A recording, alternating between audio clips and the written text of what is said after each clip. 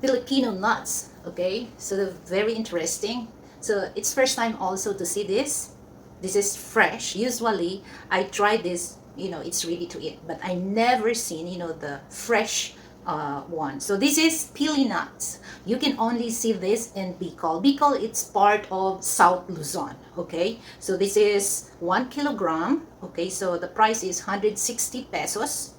Okay, so I'm gonna make video this, guys, how to eat this.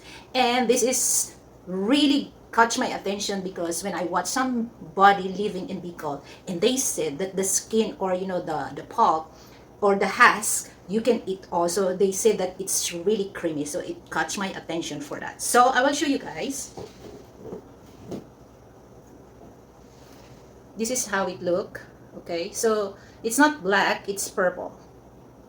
Okay, so stay tuned for my video for this. Bye!